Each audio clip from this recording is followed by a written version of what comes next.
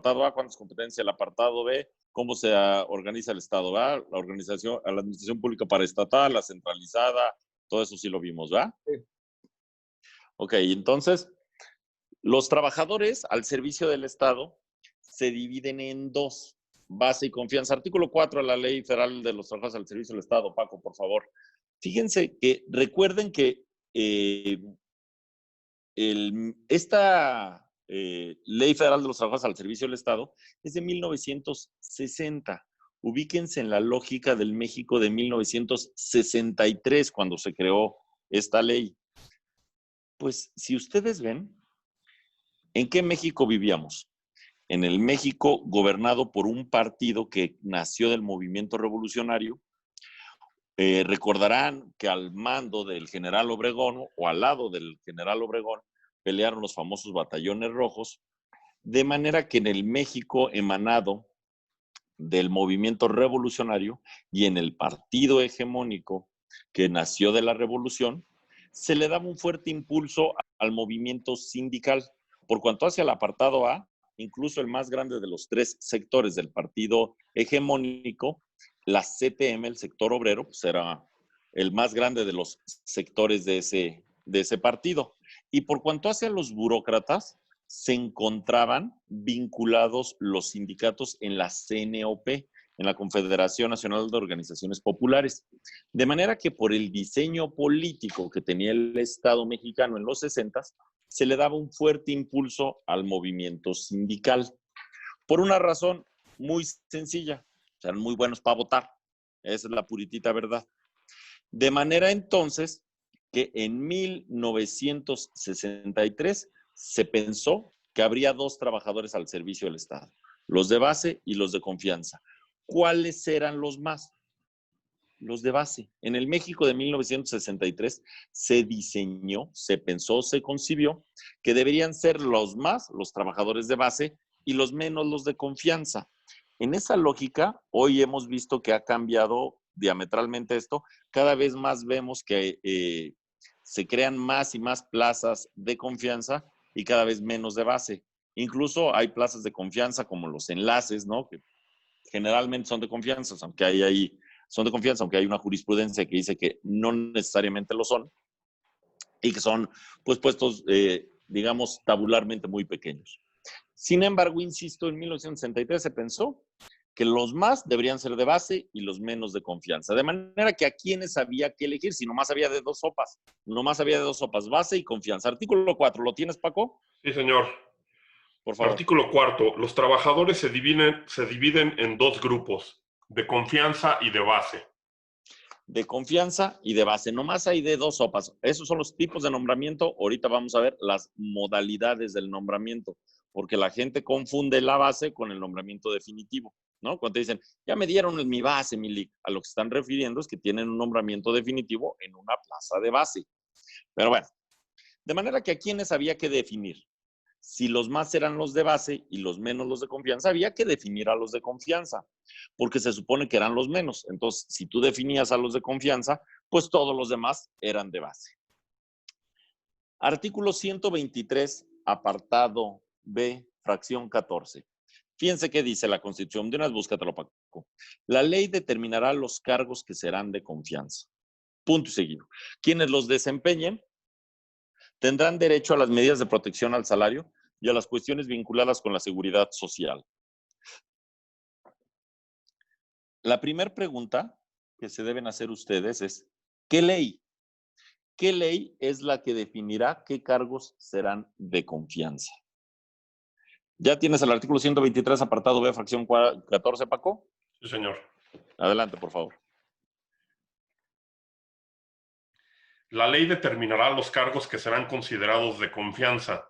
Las personas que los desempeñen disfrutarán de las medidas de protección al salario y gozarán de los beneficios de la seguridad social. Como ustedes ven, la primera pregunta que se advierte de este enunciado constitucional es, ¿qué ley? ¿Qué ley es? De una vez vete buscando, Paco, la contradicción de tesis 48 diagonal 2016 de la ponencia de la ministra Margarita Beatriz Luna Ramos. La primera pregunta que se hacen es, ¿qué ley es la que va a definir quiénes son trabajadores de base y quiénes son trabajadores de confianza? El criterio que hasta el día de hoy impera en Poder Judicial de la Federación, y esto yo estoy segurísimo que va a cambiar, por eso quiero leerles esta contradicción de tesis. Poder Judicial de la Federación en su ejercicio interpretativo ha dicho que ley, cualquier ley que tenga vinculación con el derecho burocrático. De manera típica, las leyes orgánicas, por ejemplo, si ustedes ven la ley orgánica del Poder Judicial de la Federación, establece con toda claridad quiénes son de base y quiénes son de confianza. Si ustedes ven la ley de la Comisión Nacional de los Derechos Humanos, el artículo 74 establece que todos son de confianza, etcétera. De manera que, de manera típica, las leyes orgánicas establecen quiénes son trabajadores de base y quiénes son trabajadores de confianza.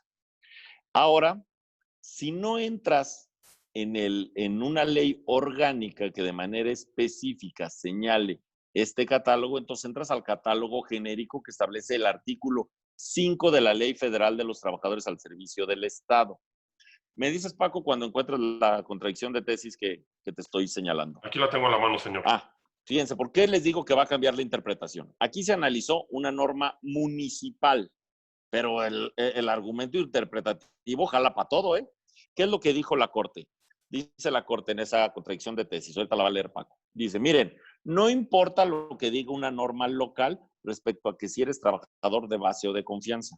Lo verdaderamente importante son las funciones que materialmente realices.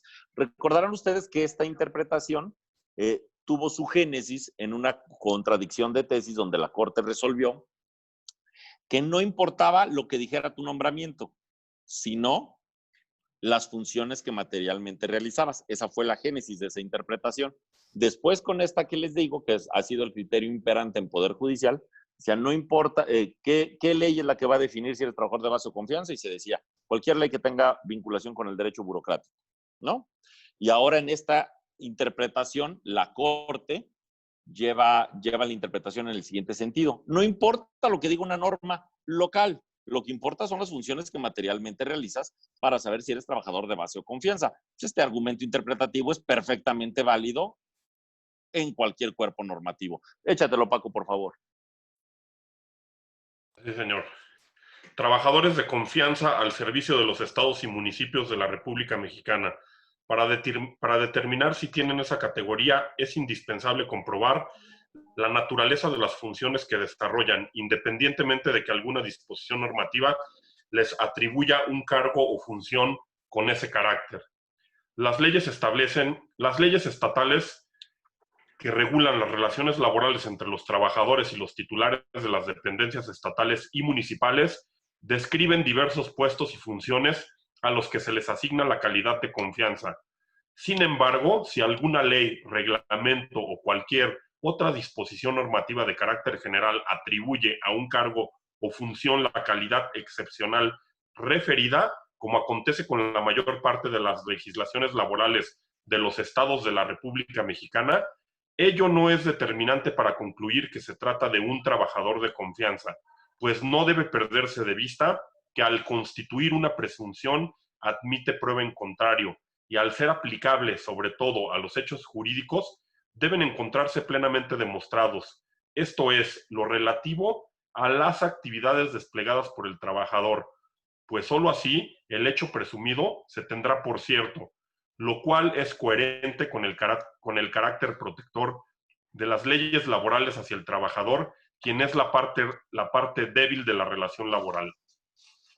Como ustedes ven, la Suprema Corte de Justicia de la Nación en su ejercicio interpretativo, luego invítame a platicarles de constitucionalismo social. Está extraordinario ese tema, lo traigo ahora muy de moda, lo trae Murga Torraza, el gran laboralista panameño, y está extraordinario. Este es un claro ejemplo de ello. Fíjense cómo la Corte fue expandiendo el derecho, ¿no?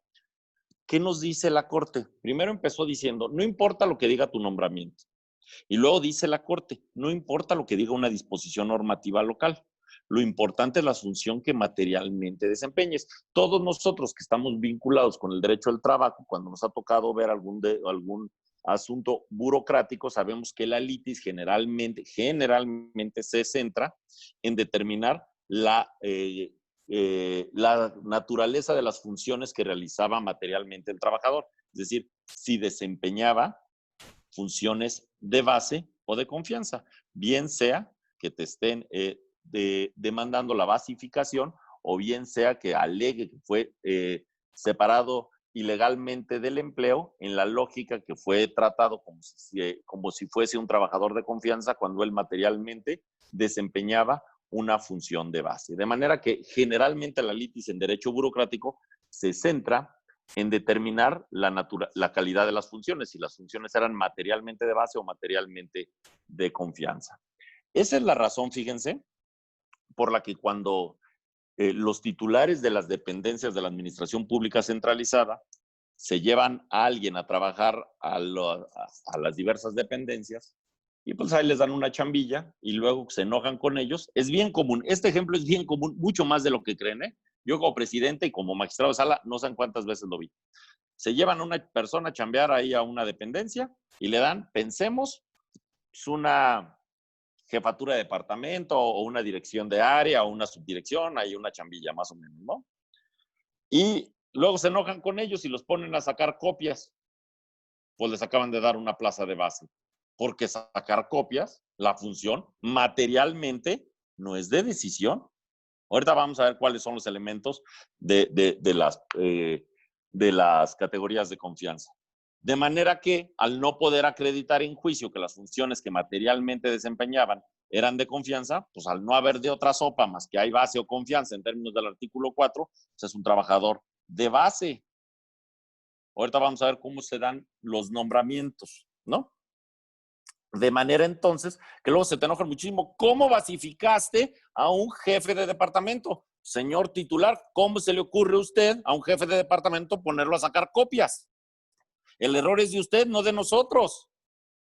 La carga de la prueba de acreditar, fíjate cómo, cuando tú te excepcionas diciendo fulano de tal es trabajador de confianza, ahí te corresponde la carga de la prueba de acreditar las funciones que materialmente le corresponden, ¿no? Porque tienen decisión, dirección, fiscalización o control de bienes y valores. Bien, volvamos al punto. De manera entonces que el ejercicio interpretativo del Poder Judicial de la Federación ha señalado que cualquier ley que tenga vinculación con el derecho burocrático es apta para definir cuáles categorías serán de confianza. Sin embargo, ya hemos visto que el propio Poder Judicial de la Federación, concretamente el Alto Tribunal, la segunda sala de la Suprema Corte de Justicia de la Nación, ha llevado la interpretación a que lo que verdaderamente se debe acreditar en juicio, lo verdaderamente trascendente, son las funciones que materialmente se desempeñan. Entonces, si una ley orgánica no señala con claridad quiénes son de base y quiénes son de confianza, sí lo tiene, entras entonces al catálogo del artículo 5 de la ley burocrática. Y el artículo 5 de la ley burocrática establece, que es un rosario inmenso, pero lo vamos a ver de manera así rapidita. Vételo buscando, Pacote, por favor. Puedes ser trabajador de confianza por la persona a la que estés adscrito. ¿Cómo que por la persona a la que estés adscrito voy a ser trabajador de confianza? Sí, claro, por la persona a la que estés adscrito puede ser trabajador de confianza. Toda la plantilla de la Presidencia de la República, por estar adscritos al Presidente de la República, con independencia de lo que hagan, son trabajadores de confianza. Los choferes son trabajadores de confianza. Oye, pero si yo solo manejo, sí, pero sabes, pensemos, ¿no? El titular de la dependencia, a dónde fue, con quién habló, etcétera. O las secretarias, ¿no? El famoso ejemplo del artículo 73 de la Ley General del Sistema Nacional de Seguridad Pública, ¿no? Yo solo soy la secretaria. Sí, eres la secretaria, pero eres la secretaria del titular de la Secretaría de Seguridad Pública. Sabes a dónde van a ir los operativos, con qué capacidad de fuerza, etcétera, ¿no? Por la persona a la que estés adscrito, eres trabajador de confianza. Artículo 5, primer párrafo, Paco, por favor. Sí. Artículo 5. Son trabajadores de confianza los que integran la planta de la Presidencia de la República y aquellos cuyo nombramiento o ejercicio requiera la aprobación expresa del Presidente de la República. De manera que, pues, por la persona a la que estás adscrito, ya hay un número muy importante de jurisprudencias, por ejemplo, tratándose de choferes o tratándose de secretarias particulares, ¿no? O de asistentes, pues, particulares, que son trabajadores trabajadores de confianza por la persona a la que están adscritos. Después viene un rosario inmenso, pero lo podemos reducir a 4 funciones básicas. Eres trabajador de confianza si tienes facultades de dirección, de supervisión, de fiscalización o control de bienes y valores. Siempre y cuando tú seas el que puede disponer de los bienes y los valores, no que seas el bodeguero, ¿no? De manera que todo el rosario inmenso que ustedes ven en el artículo 5 lo puede resumir en estas 4 funciones. Inclusive vean cómo el derecho burocrático desafortunadamente se quedó perdido en el tiempo. Si ustedes ven la parte final, las 2 últimas fracciones del artículo 5, vétalas buscando, Paco, dice todavía que los ministerios públicos, por ponerles un ejemplo, son trabajadores de confianza. Hoy ya sabemos que en términos del artículo 123, apartado A, B, fracción 13, los ministerios públicos ni siquiera son trabajadores, los une al Estado una relación administrativa. Recuerden que esta reforma constitucional fue de Zedillo y la ley burocrática es de 1963, pero esta parte se les olvidó, ahí se les quedó. Y luego vean, ustedes se han preguntado por qué los secretarios de los tribunales colegiados de circuito que ganan pues, una lana, no sé cuánto, 60, 70 mil pesos, ¿por qué son trabajadores sindicalizados? ¿Alguien se ha preguntado eso? Vamos a ver el artículo 5 de la ley burocrática. Dice, en Poder Judicial de la Federación y en el Poder Judicial de la Ciudad de México, todavía lo señala como DF, dice, serán trabajadores de confianza los secretarios de la Suprema Corte. Y en el Poder Judicial de la Ciudad de México, los secretarios del Pleno o las salas. Pues acto seguido, en 1960 no existían los colegiados. Cuando se crearon los colegiados, el sindicato del Poder Judicial de la Federación se puso vivo y dijo, hey, estos sí son de confianza, estos sí son de base. Y así es, esa es la razón por la que los secretarios de tribunales colegiados son personal sindicalizado. Échatelos, Paco, por favor. Primer término, consejero, la fracción, el inciso K y la L, que refiere que son trabajadores de confianza los agentes del Ministerio Público Federal y del Distrito Federal, los agentes de las policías judiciales y los miembros de las policías preventivas. Por cuanto hace a Poder Judicial, en el Poder Judicial, los secretarios de los ministros de la Suprema Corte de Justicia de la Nación y en el Tribunal Superior de Justicia del Distrito Federal, los secretarios del Tribunal, Pleno y de Salas. ¿Ya vieron cómo todavía la ley burocrática establece que los policías, los ministerios públicos son trabajadores de confianza? O ya sabemos que ni son trabajadores. Cuando, a ver, eso tiene todas las críticas académicas. Yo creo que sí son trabajadores, pero si la Corte ha dicho otra cosa, pues no. Desde mi muy particular punto de vista, tiene todas las críticas académicas que nos podríamos dedicar 2 horas a ver por qué si hay una relación de trabajo, pues hay una clara subordinación, pero bueno.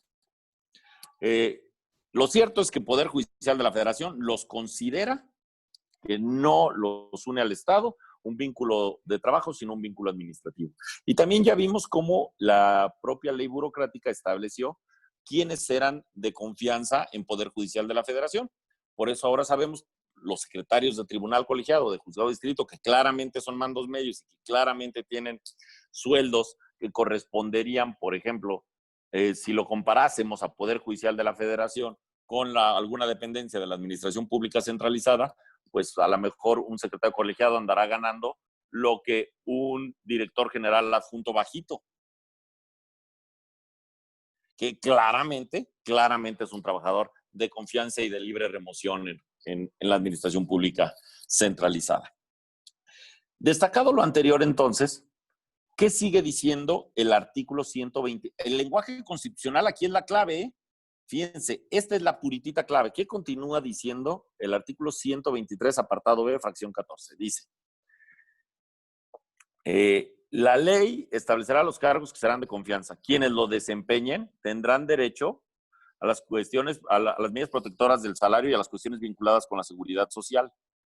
Ojo que no dice solo tendrán derecho. No dice así, ¿eh? No dice, pero Poder Judicial así lo ha leído. Esta es la clave de la falta de estabilidad en el empleo de los trabajadores de confianza. Lo vamos a analizar. Fíjense cómo lo ha leído la Corte, como un solo tienen derecho. Y no dice así. Échate el artículo 123, apartado B, fracción 14, Paco. La ley determinará los cargos que serán considerados de confianza. Las personas que los desempeñen disfrutarán de las medidas de protección al salario y gozarán de los beneficios de la seguridad social.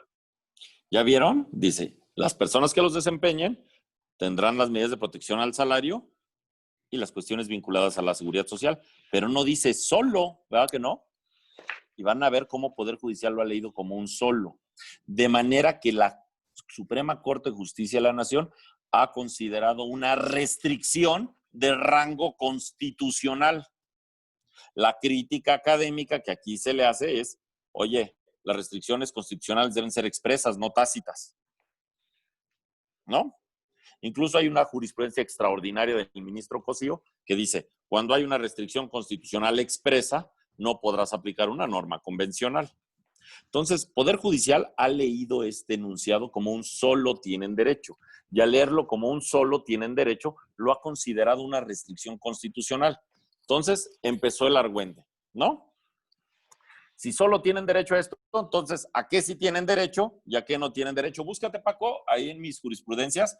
Tengo una que dice que los trabajadores de confianza tienen limitados sus derechos laborales.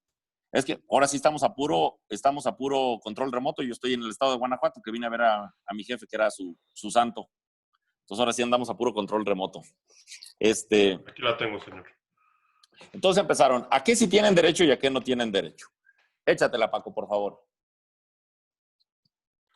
Trabajadores de confianza al servicio del Estado. Su falta de estabilidad en el empleo constituye una restricción constitucional, por lo que les resultan inaplicables normas convencionales. No, es que esa no es esa. Hay una que dice que están limitados sus derechos laborales. Okay. Así dice textualmente. Está, además, si traes mi bonche de jurisprudencias, está en las últimas. A ver, entonces volvemos al punto. Fíjense a lo que lo encuentra Pacote. Empezó la discusión. Oye, ¿a qué sí tienen derecho y a qué no tienen derecho? Y entonces la Corte dijo, a ver, vamos, no hay que hacernos bolas. Tienen derecho a todo menos a tres cosas. Es decir, tienen derecho a la seguridad social, a todo menos a tres cosas. No tienen derecho de estabilidad en el empleo previsto por la fracción 9ª. Como no tienen derecho de estabilidad en el empleo, no tienen derecho de sindicación previsto en la fracción 10ª. Y como no tienen derecho de sindicación, no tienen derecho de negociación colectiva. ¿Sale? Estos son los tres derechos que les vedó el Poder Judicial de la Federación en su ejercicio interpretativo. Entonces, ¿qué dijo? No tienes derecho de estabilidad en el empleo, no tienes derecho de sindicación. Pero ya lo ubiqué. Ya lo ubiqué. No. Y como no tienes derecho de sindicación, no tienes derecho de negociar colectivamente. Échale, Pacote, por favor.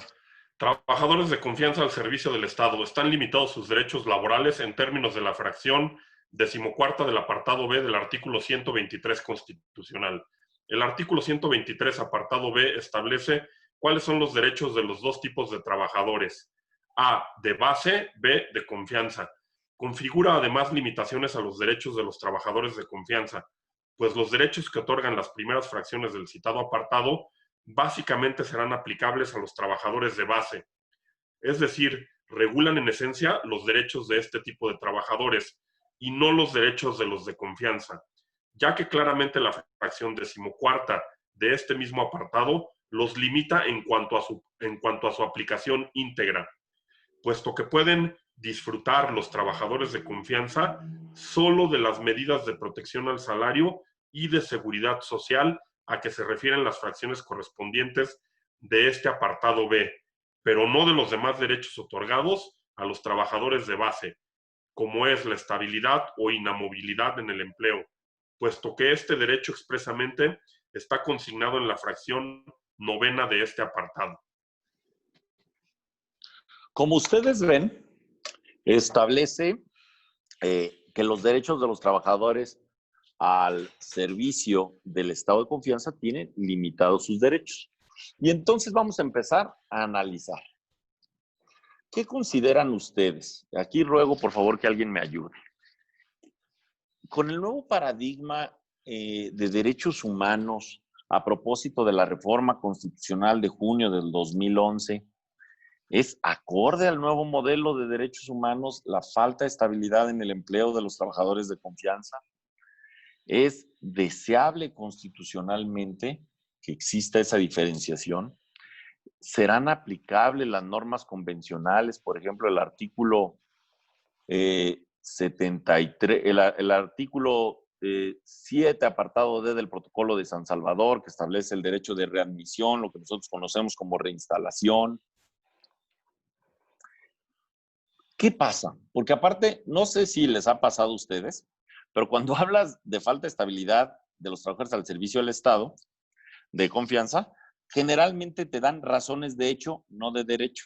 Esta es una historia 100% real, se los voy a platicar, pero es 100% real. Yo no podía de la risa. Me dicen, ¿cómo es posible que la señora fulana de tal la hayan corrido de no sé qué lugar si ella duró 20 años ahí? Fíjate, llegó cuando estaba bien guapa. Y como ya está más grande, ya la corrieron. Ella llegó cuando gobernaba el PRI. Como ya llegó quién sé qué partido, la corrieron. ¿Es deseable? ¿Tiene algo que ver tu postura política, tu visión de Estado? ¿Tiene algo que ver respecto de la estabilidad en el empleo en los trabajadores de confianza? ¿Será relevante o no será relevante? ¿Qué consideran ustedes?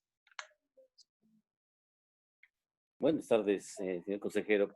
Primeramente, podríamos decir que no puede haber una discriminación en ese sentido para ningún trabajador, puesto que la estabilidad en el empleo no debe ser un parámetro como para hacer una exclusión de una división de trabajadores. Pero por otro lado, tal vez se finca esa distinción en las funciones que algunos tienen, ¿no?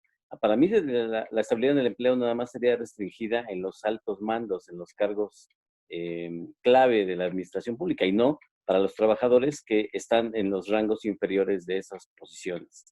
Es una opinión que esgrimo en este momento. Muchas gracias. Muchas gracias. ¿Alguna otra opinión? ¿Qué consideran ustedes?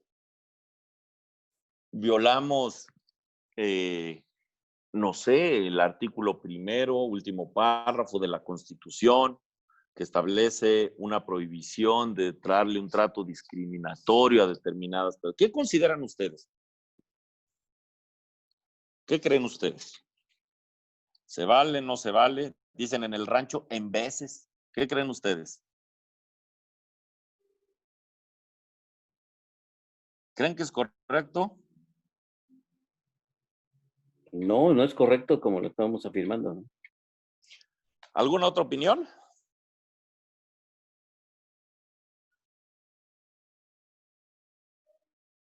A ver, vamos a analizarlo. Ahora sí que vamos, como diría el filósofo Luis Fonsi, despacito, porque aquí tiene su chiste este análisis constitucional. Fíjense nada más.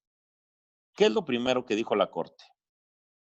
La distinción está dada en la propia Constitución, tomando en cuenta que la Constitución, todas las normas constitucionales son de la misma jerarquía, la Constitución no se puede contradecir, se excepciona. De manera entonces que la Constitución no puede ser inconstitucional, de manera que un precepto constitucional no podría violar el artículo primero, último párrafo de la Constitución. En todo caso, sería una excepción. Dijo la Corte además, la actual integración, yo creo que una nueva integración de la Corte perfectamente podría cambiar la interpretación, porque hoy lo han leído como un solo tienen derecho, pero fíjense cómo partí yo de la explicación. No dice así el artículo, El artículo dice tienen derecho. La Corte lo ha leído como un solo tienen derecho. Una nueva integración de la Corte pues podría cambiar la jugada. Pero ahorita que lo analicemos, vamos a ver que tiene, como dice la Sonora Santanera, todo tiene su razón. Miren, fíjate, ¿qué dijo la Corte?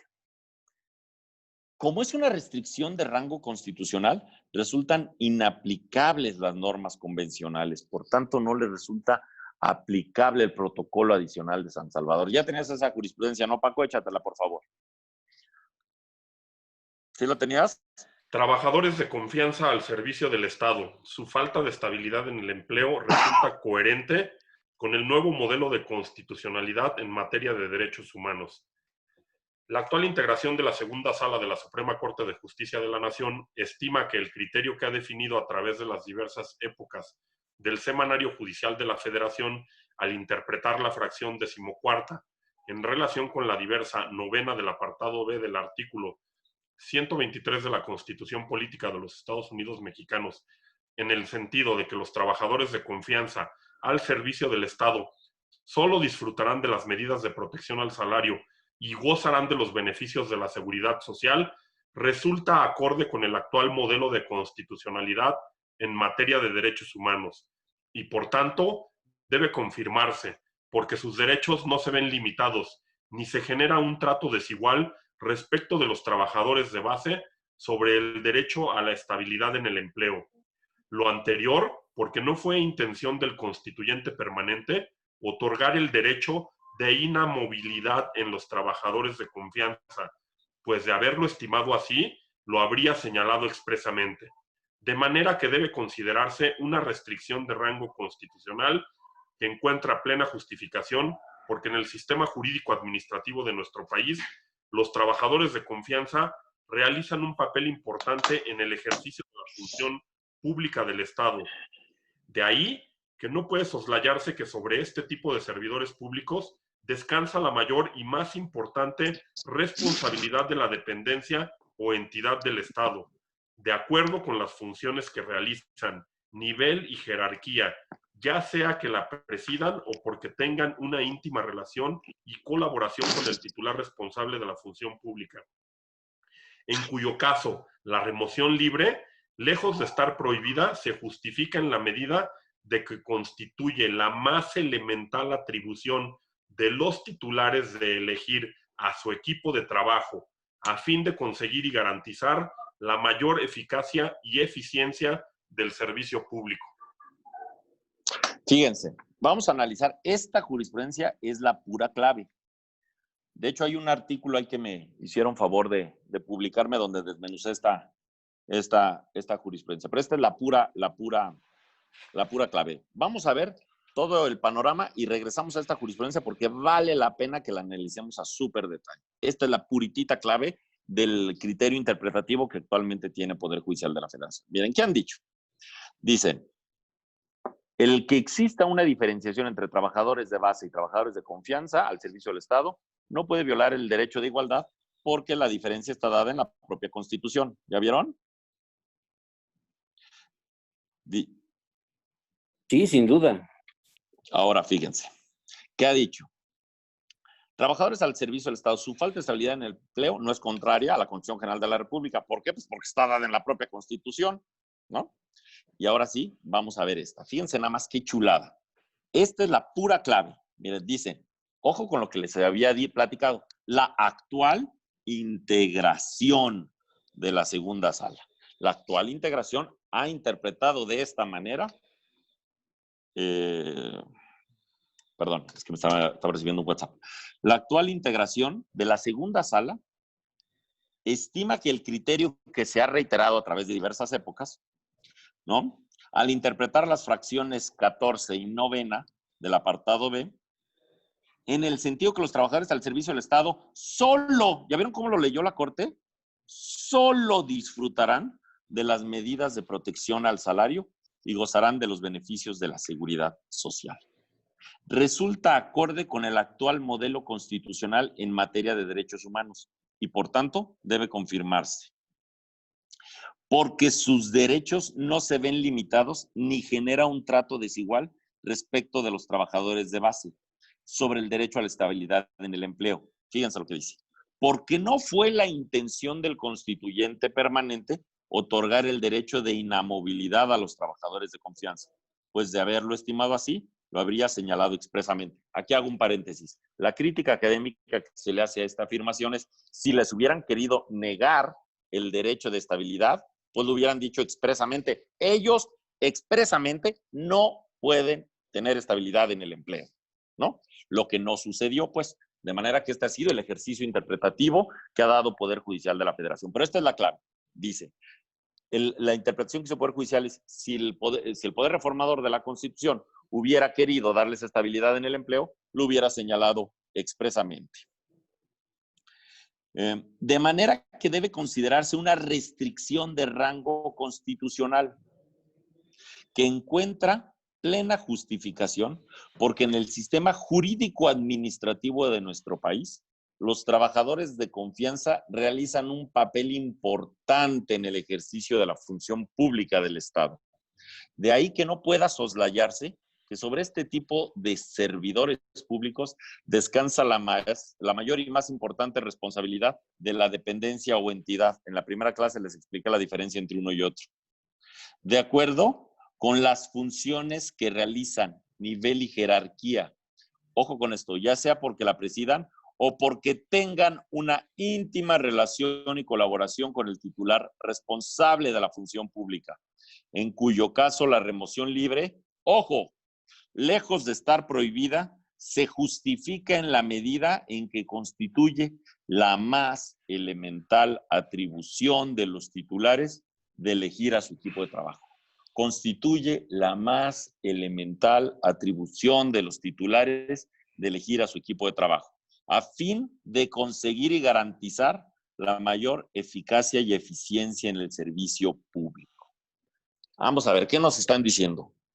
Es la más elemental atribución del titular de elegir a su equipo de trabajo porque tiene la obligación de brindar servicios públicos, brindar un servicio público eficaz, eficiente. Recordarán ustedes que hay una cosa que se llama el principio de regularidad en el funcionamiento del Estado, lo cual supone que el Estado siempre debe funcionar. ¿Y por qué el Estado siempre debe funcionar? Porque nosotros, el pueblo, los gobernados, pues, estamos interesados en que el Estado funcione, porque el Estado está pensado, está diseñado para satisfacer al cúmulo social de aquellas condiciones que le permitan desarrollarse en sociedad. El Estado debe proveerte de salud, debe proveerte de seguridad, de educación, etcétera. Entonces el Estado siempre debe funcionar. Es el principio de regularidad en el funcionamiento del Estado. Les pregunto, ¿sí será la más elemental atribución de el funcionario elegir a su equipo de trabajo? Vamos a verlo. ¿Habrá un trasfondo constitucional aquí? Artículo 39, Paco, y luego artículo 41 de la Constitución, por favor. Fíjense, fíjense cómo va esta cosa, ¿eh? Lo que pasa es que para saber burocrático hay que saber constitucional. Nosotros, al elegir a una opción política para que nos gobierne, al votar nosotros los ciudadanos, estamos dando un mandato. Por eso es el primer mandatario. Cada partido político viene montado en una plataforma electoral. ¿Ya lo tienes? 39 y 41, Paco, por favor. Sí, señor. Sí. Artículo 39. La soberanía nacional reside esencial y originalmente en el pueblo. Todo poder público dimana del pueblo y se instituye para beneficio de éste. El pueblo tiene en todo tiempo el inalienable derecho de alterar o modificar la forma de su gobierno. Ahora el 41, Pacote, por favor. El pueblo ejerce su soberanía por medio de los poderes de la Unión, en los casos de la competencia de estos y por los de los estados y la Ciudad de México, en lo que toca a sus regímenes interiores, en los términos respectivamente establecidos por la presente Constitución Federal y las particulares de cada estado y de la Ciudad de México, las que en ningún caso podrán contravenir las estipulaciones del Pacto Federal.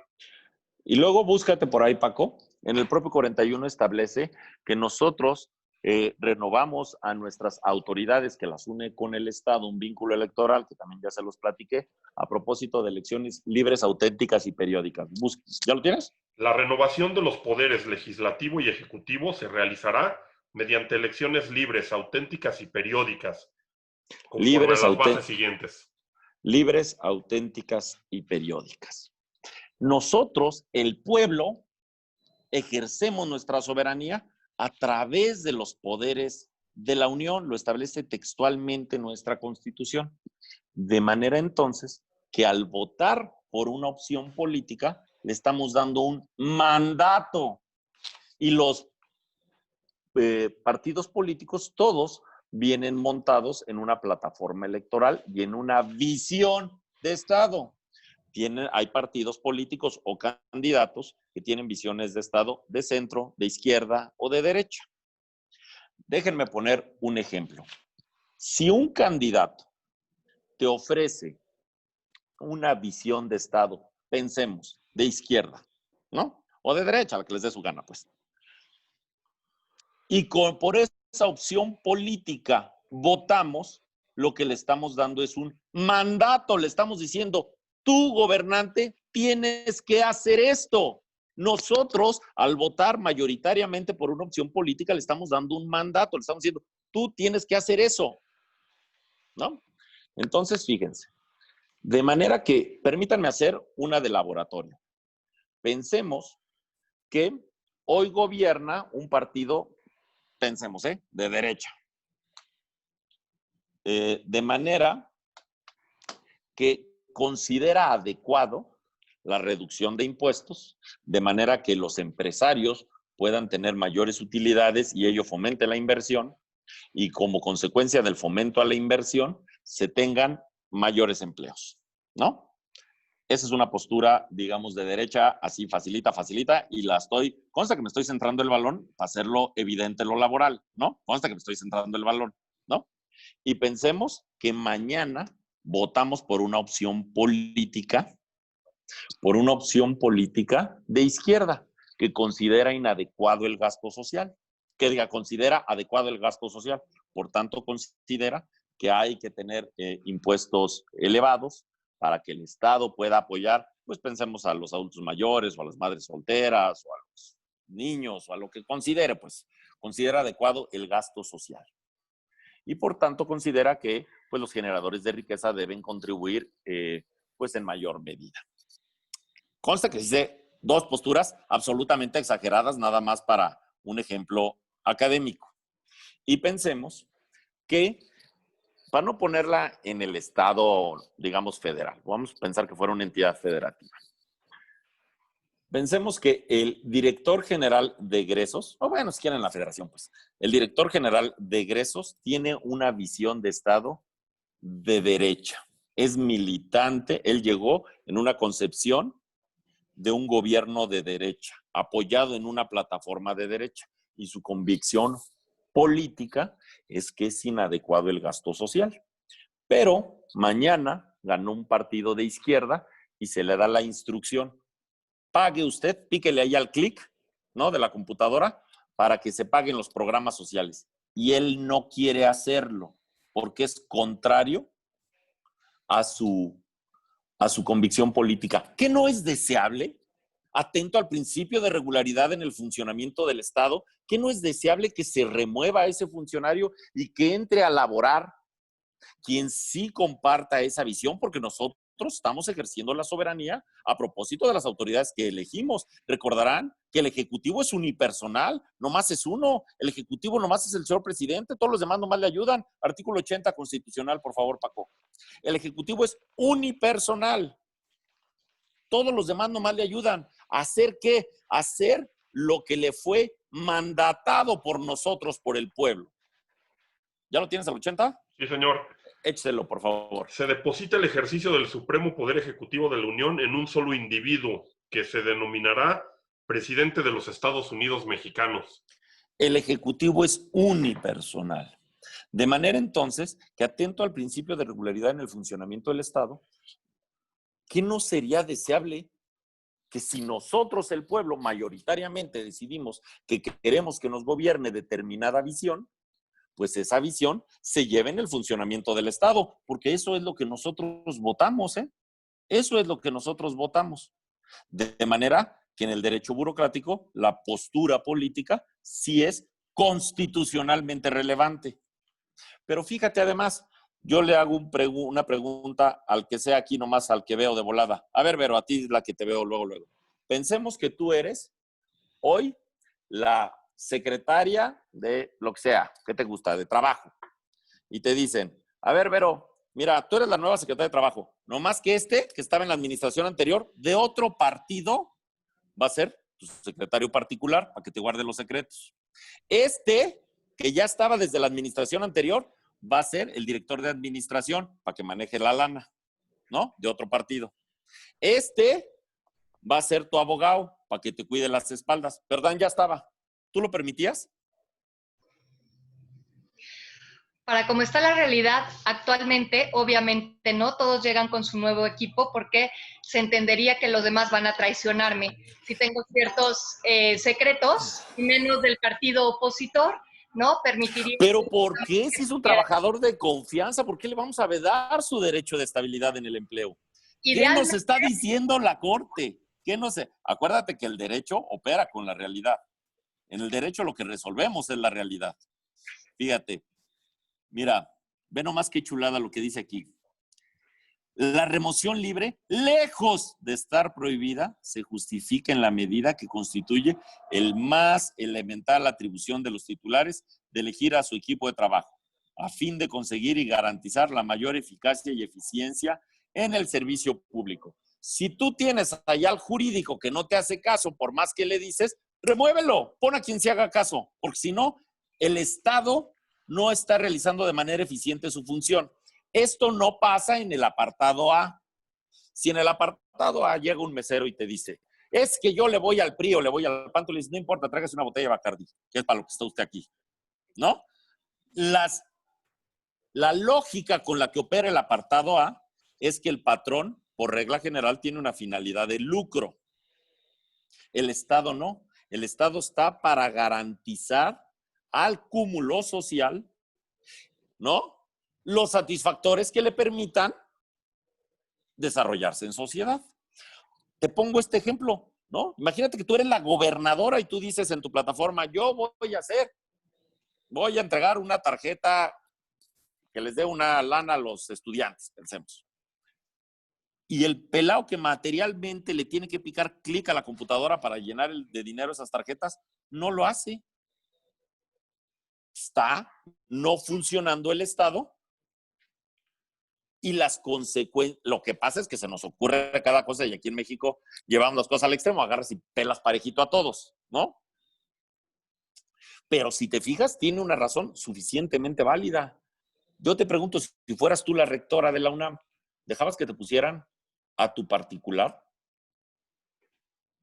Claro que no. Necesitas a un equipo de confianza para operar tu plan de trabajo. Pero fíjate todavía que hay un sustento constitucional para hacer esto. Ya vimos qué dice la Constitución. Nosotros ejercemos la soberanía a través de nuestros representantes que libremente escogimos.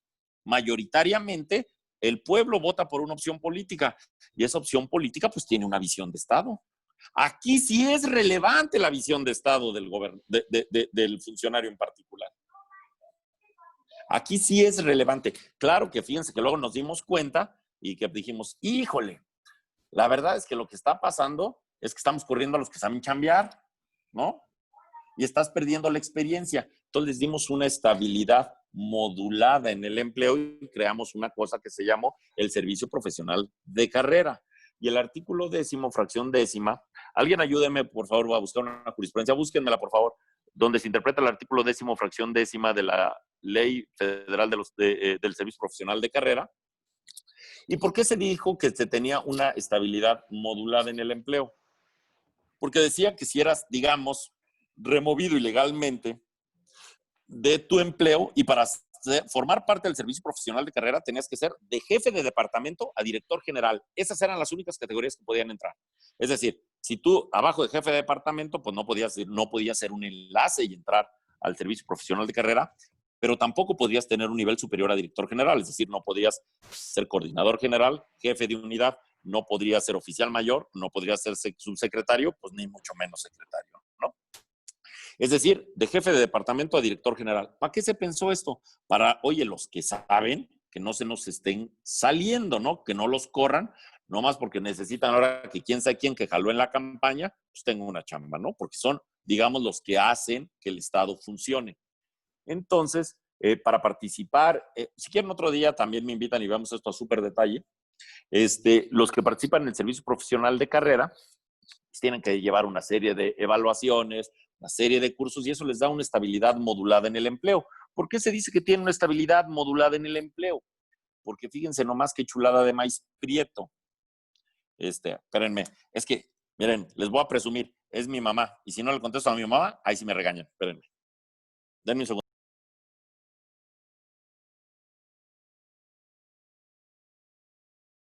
Es que ahí sí no procede el amparo.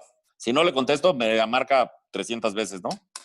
Hasta que le conteste. Entonces, el artículo 10, fracción décima, ya lo tiene ahí alguien de la ley del servicio profesional de carrera, establece que si eres separado ilegalmente del empleo, se te deberá indemnizar. Y entonces dijeron, oye, la indemnización es una consecuencia natural y directa de la estabilidad en el empleo, lo cual era un razonamiento impecable, ¿eh? Y entonces dijeron, si lo tenemos que indemnizar, pues es porque este pelado tiene derecho de estabilidad en el empleo. Pero si tiene derecho de estabilidad en el empleo, pues también tiene derecho de reinstalación. Aquí está la disposición. Échese la pacote. Los servidores públicos de carrera. Alguien ayúdeme, por favor, con la jurisprudencia. Busquen artículo 10, fracción décima de la ley del servicio profesional de carrera, de la Suprema Corte, por favor.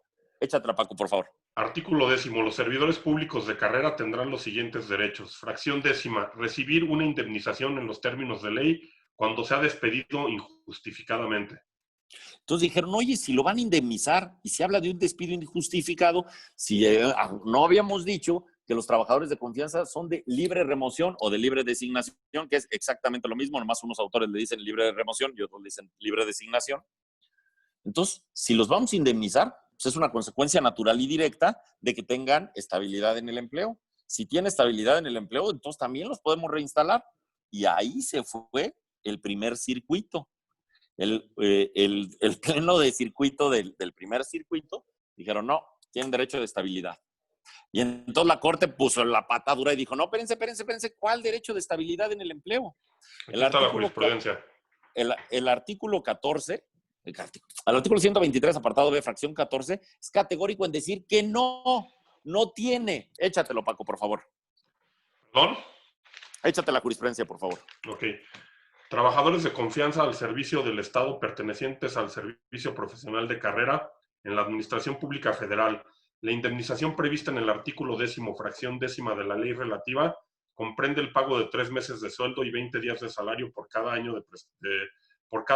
de servicios prestados. El artículo citado establece que los servidores públicos de carrera tendrán derecho a recibir una indemnización en los términos de ley cuando sean despedidos injustificadamente. Sin embargo, no se advierte claramente qué conceptos la integran, por lo que deberá configurarse en su proyección más amplia en atención al principio de interpretación más favorable a la persona, así como a la disposición más benéfica para el trabajador, de manera que en forma efectiva sea susceptible de resarcir plenamente la afectación causada. Así, la protección al núcleo esencial del derecho a la estabilidad y permanencia en el empleo, que asiste a los trabajadores de confianza pertenecientes al sistema de servicio profesional de carrera, no puede frustrarse ante la omisión del legislador de establecer los términos precisos para el pago del concepto de indemnización ante el despido injustificado. En esa medida, la prestación mínima es la indemnización más amplia prevista por el artículo 123 de la Constitución Política de los Estados Unidos Mexicanos para el caso de despido injustificado y por ende la indemnización que corresponde por asimilación. Esta contenida en el referido precepto 123, apartados A, fracción 22ª y B, fracción 9ª, en relación con los numerales 49 y 50, fracción 2ª, de la Ley Federal del Trabajo, y comprende el pago de 3 meses de sueldo y 20 días de salario por cada año de servicios prestados. ¿Ya vieron? Y ahora búscate, Paco, una que dice que, pero bajo ningún supuesto tienen estabilidad. Por favor. Sí. Y entonces fíjense que fue interpretando la Corte. Dijeron, a ver, lo que tienen derecho, si son ilegalmente separados de la fuente de trabajo, es a esta indemnización. Hicieron una interpretación amplia, ya vieron que trajeron conceptos del apartado A, concretamente la fracción 22. Vean qué amplio fue. Entonces, lo que pensaron fue, oye, no perdamos la experiencia ganada en años y generemos un servicio profesional de carrera. Ahora ya entendemos, ya vimos por qué sí es constitucionalmente deseable, ¿no? Que pueda ser que existan trabajadores de confianza que carezcan de estabilidad en el empleo, que sean de libre designación o de libre remoción. Destacado lo anterior, entonces, fíjense, vean nomás qué caso más cotorro analizó la Corte. Fíjense nomás, y este es un torito hasta como para examen, está espectacular. Dice, si a ti, trabajador de confianza, te corre quien carece de facultades para hacerlo, no tienes derecho a irte al juicio de amparo al considerar que se te dejó en estado de inaudición. Fíjate, te lo pongo en plata. Tú, Vero, trabajas en la presidencia municipal de Naucalpan y te corre el presidente municipal de Toluca, ¿no? Y te fuiste. Lo que se resuelve en la jurisprudencia es una cosa así de kinder, nomás el planteamiento estaba mal hecho, pero lo que se resuelve está bien resuelto. Y dicen, no, pero pues ¿cómo se va a ir al amparo? Si no es un acto de autoridad, es un acto patronal, ¿no? O sea, el caso en concreto aquí lo había corrido un director, ¿no? Que, digamos, en el organigrama realizaba otras funciones. Yo lo hice todavía más extremo al llevarlo hasta diferentes municipios, ¿no? Pero si tú te corre quien carece de facultades y te fuiste, y luego te quieres ir al amparo, te van a decir, no, espérate, pues es un acto patronal, ese no es un acto de autoridad, y no procede el amparo. De manera entonces, ¿tienen alguna duda hasta aquí de la estabilidad en el empleo de los trabajadores de confianza? ¿Les parece razonable? Bueno, yo diría que en este caso, esos criterios que escribió la Corte y que actualmente están interpretando, únicamente aplicaría efectivamente al equipo, al primer equipo de los funcionarios, ¿no? Pero no a los demás. O sea, el error que están cometiendo es en que designan a empleados de confianza cuando realmente no lo son, puesto que sus funciones son de base. Es que el error está. Yo digamos que sí te compro la idea. Me parece que el error está en que puestos chiquitititos los estamos haciendo confianza. Los enlaces los haces de confianza. Sí, claro, es un abuso en la asignación. O sea, me parece que, lo digo con un chorro de respeto, pero de veras, la visión política de un enlace, pues no trasciende al funcionamiento de la dependencia. La visión política de un director general, sí, ¿no? Pero Sí, me sí, parece claro. me parece que se nos ha pasado la mano. Por eso empecé, si ustedes se fijaron, diciendo, cada vez más damos puestos de confianza y cada vez menos de base. Miren, quieren ver el máximo abuso. Esa es la verdad, ustedes me conocen. Yo soy, de veras, bien criticón. Pero pues me parece que las clases para eso son, ¿no? La academia es para discutir lo que creemos que está mal. Bien, yo les decía el otro día en un foro que me tocó aquí participar con Vero, decía, nomás porque yo no soy litigante, porque si no, ¿qué friega les ponía? ¿Qué es lo principal que les pasa? Fíjate nomás, chulada de maíz prieto. Nunca te quieren dar plazas, pero te dan para que des un contrato de prestación de servicios profesionales, ¿sí o no? Y te dan, y todo el mundo, ¿eh? Yo cuando era presidenta y también tenía un chorro de gente de prestación de servicios profesionales y hasta yo sentía feo porque pues yo sí me sé la regla. No te dan la plaza porque para crearte una plaza estructuralmente prevista, pues tiene que autorizarte la estructura función pública y ponerle los centavos a Hacienda, ¿no? Eso es así como funciona. Lo cual, pues es bien difícil que suceda en la realidad. Lo que te dan muy seguido es lana para que des contratos de prestación de servicios profesionales. Pero objetivamente y platicándolo, queridos amigos, de una vez, Paco, vete buscando la Ley Federal de Presupuesto y Responsabilidad Hacendaria. Ahí les voy a dar para que se entretengan, jóvenes amigos. La verdad es que lo que están haciendo es una relación de trabajo simulada. Es decir, pretenden hacer una relación civil, un contrato de prestación de servicios profesionales civil, y con eso pretenden simular lo que en realidad es una relación de trabajo, ¿no? ¿Cuándo hay una relación civil? Yo le digo aquí a mi querido amigo Uldarico, no te había visto, amigo, qué gusto saludarte. Yo soy, pensemos, el secretario de lo que ustedes quieran. Y contrato a Uldarico en su despacho para que con sus recursos, con su secretaria, con su computadora, lleve, pensemos, los asuntos de la dependencia a mi cargo, ¿no? Ahí sí hay un contrato de prestación de servicios profesionales. Tú me tendrás que reportar, los resultados del contrato que yo te di, con la periodicidad que acordemos, etcétera. Pero si yo, por el contrario, le doy a Uldarico un contrato de prestación de servicios profesionales para que sea mi asesor y le digo, usted llega aquí a las 9 de la mañana, mire, y este es su gafet para que ingrese, ese es su cubículo, aquí viene de café, los lunes vamos a honores a la bandera, viene bien peinado, no, pues ese es mi trabajador, ¿no? ¿Cómo sabemos cuándo hay una relación de trabajo? Diría mi queridísimo Jorge Loyo, que es mi cuaderno de doble raya, con el test de laboralidad, ¿no? Artículo 63, fracción novena de la ley, ya no sé ni hablar. Artículo 69, fracción tercera de la Ley Federal de Presupuesto y Responsabilidad Hacendaria. Pacote, por favor. ¿Alguien lo tiene? Porque ya creo que no me peló, Paco. No, sí, aquí estoy, señor. 69. Fracción tercera. Segundo. Ahí, mientras les platico, esos artículos del 64 en adelante hablan de los ejecutores de gasto, ¿no? Y te va diciendo, oye, tú ejecutor de gasto, ¿cómo tienes que ir previendo la lana? ¿No? Listo. Va dando las reglas. Y cuando, fíjense, es más, léete todas las reglas para que vean cómo generalmente alegamos temas de derecho sin meterle un contenido jurídico. Te vas a leer todo el 69. ¿Qué pasa? Sí, fíjate, ¿cuántas? A mí me llegaron a hacer esta afirmación, también se las juritito. Dicen, no, es que no es posible, mira, esta señora o este señor, el caso concreto era una señora, esta señora estuvo con un contrato de prestación de servicios profesionales 10 años y luego un día ya le dijeron, ya no, en este ejercicio fiscal ya no te renovamos el contrato de prestación de servicios profesionales. ¡Qué poca! Y lo tuvo en el 2010, 2011, 2012 y así se lo fueron llevando. Y en el 2019, en el 2018, ya no. ¡Qué poca! La verdad, eso no se vale. Le tienen que dar una plaza de base. ¡Vamos, hija! ¿No han oído ese argumento? Échate el 69, Paco, por favor.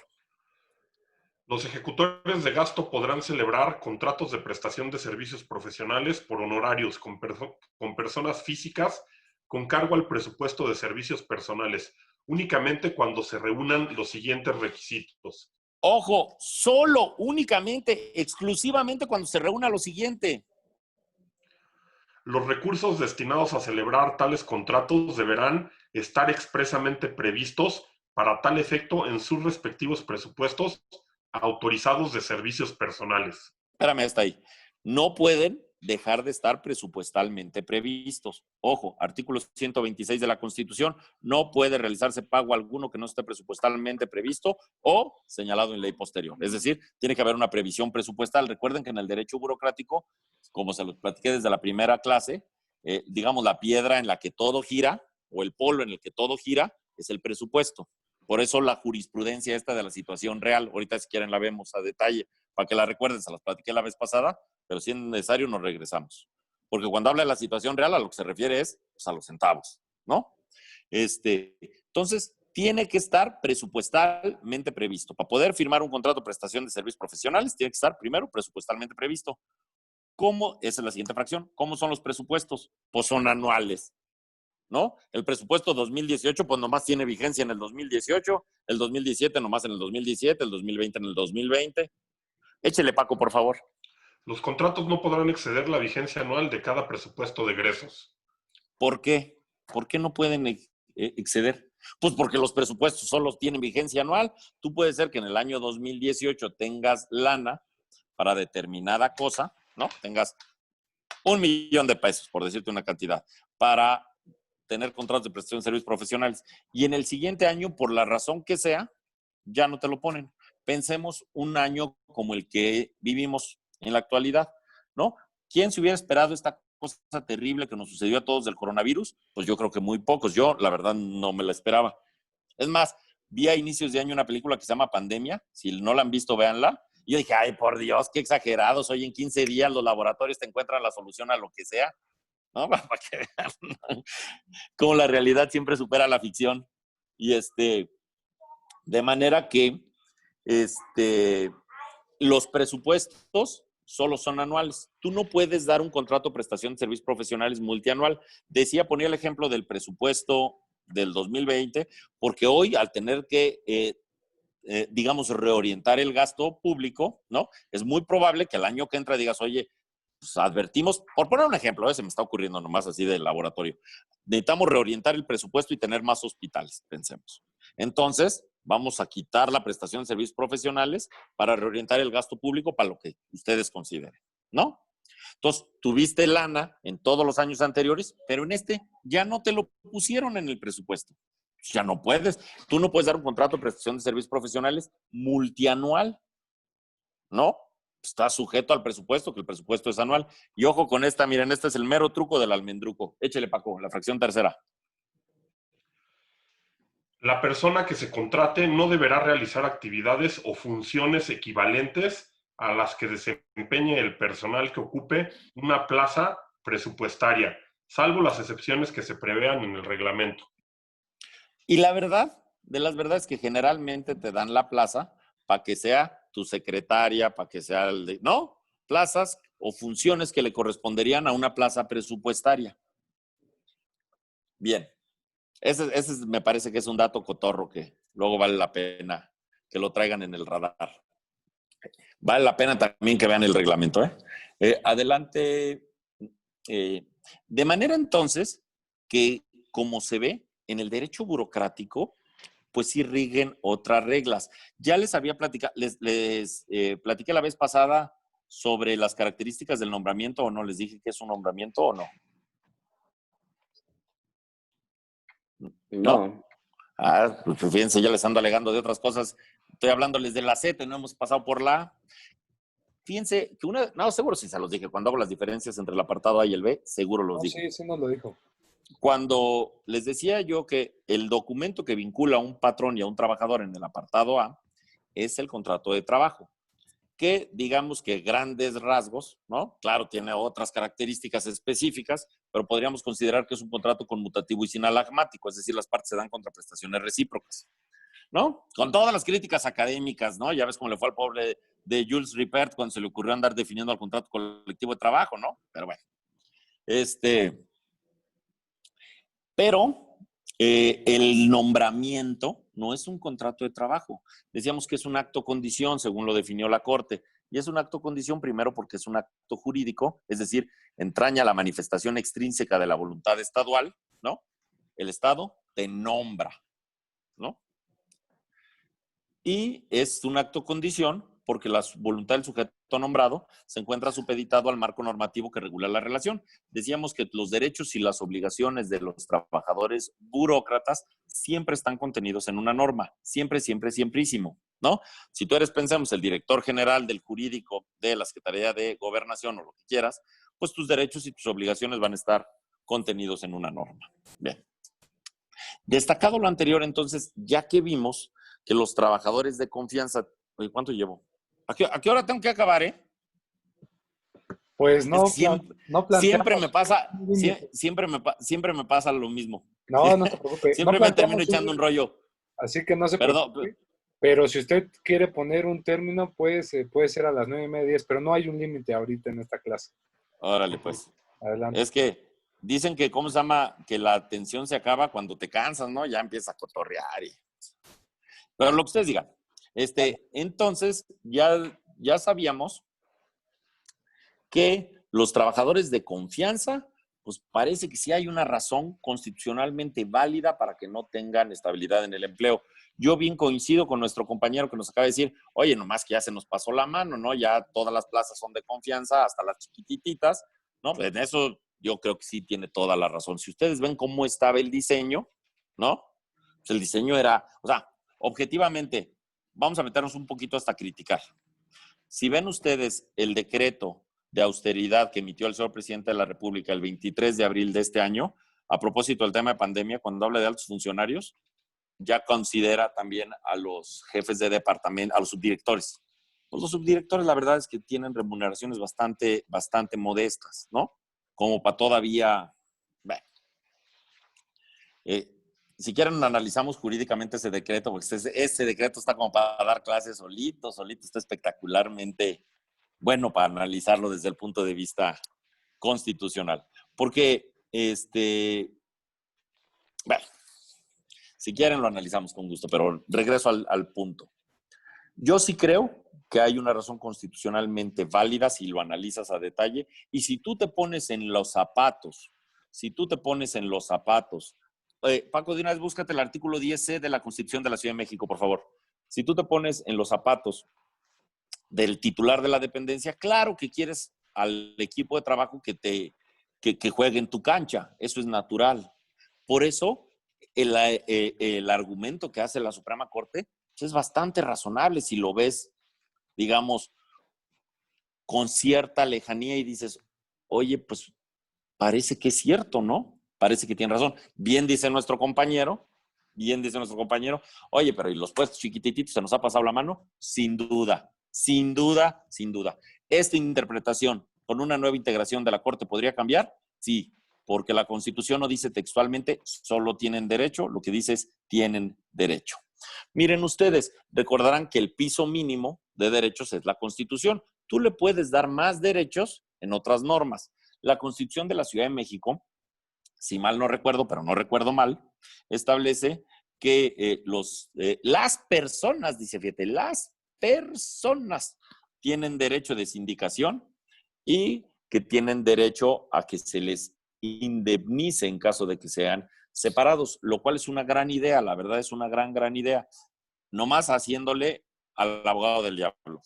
Le meto una lana a que no tarda alguien en decir, mira, tú que eres mi particular, ahora ya acabo de resultar electo y soy el nuevo presidente, el nuevo alcalde de Coajimalpa. Espérate, el que viene te va a correr para que te lleves una lana y ya te veo el martes. Entonces no va a haber dinero que alcance, ¿no? Entonces, una gran idea, esperemos que no la llevemos a mal término pues las manera en que como luego nos conducimos. ¿Tienes por ahí el artículo, Pacote? Écheselo. Sí, señor. De las relaciones de las instituciones públicas de la ciudad con sus trabajadores.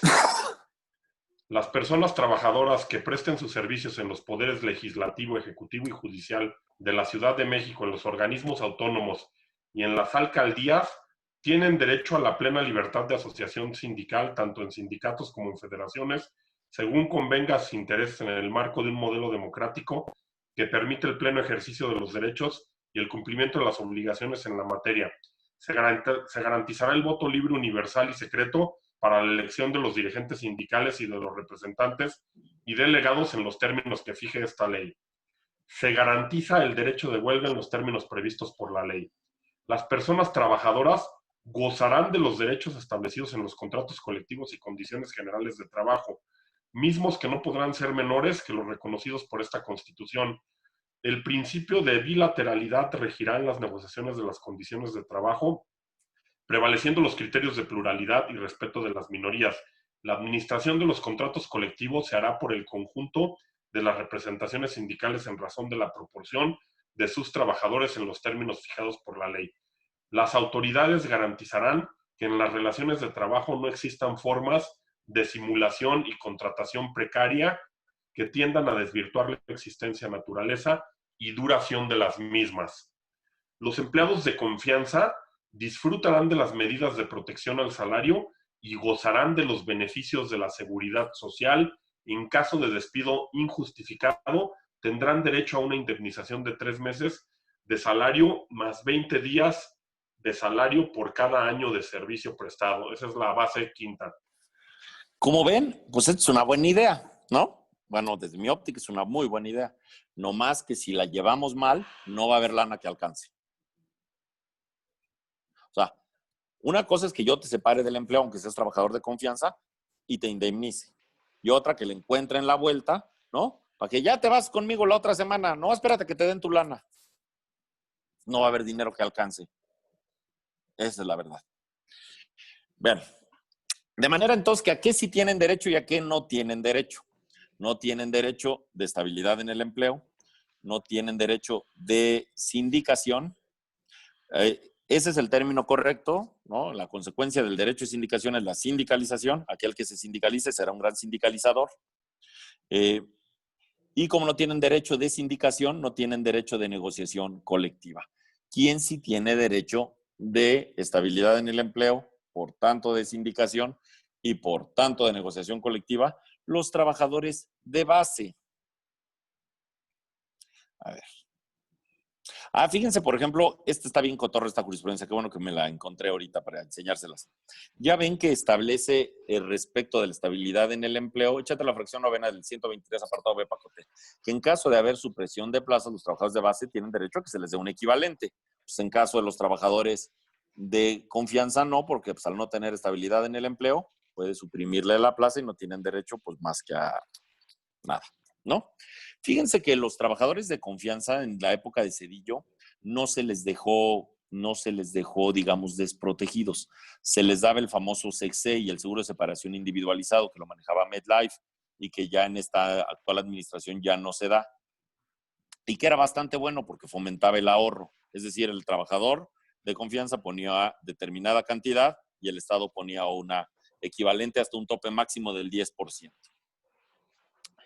Pero, y entonces cuando tú dejabas de tener una función de confianza, te daban tu seguro de separación individualizado y eso te permitía, pues digamos, subsistir en lo que te podías colocar en algún otro lado. Desafortunadamente, ya no, esta administración ya no lo continuó. ¿Tienes ahí la fracción novena, Paco?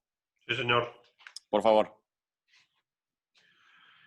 Los trabajadores solo podrán ser suspendidos o cesados por causa justificada en los términos que fije la ley. En caso de separación injustificada, tendrá derecho a optar por la reinstalación en su trabajo o por la indemnización correspondiente previo el procedimiento legal. En los casos de supresión de plazas, los trabajadores afectados tendrán derecho a que se les otorgue otra equivalente a la suprimida o a la indemnización de ley. Pero los de confianza no. Ahora fíjense, ya vimos los tipos de nombramiento, vamos a ver las modalidades del nombramiento que se derivan de la jurisprudencia 35 diagonal 2006.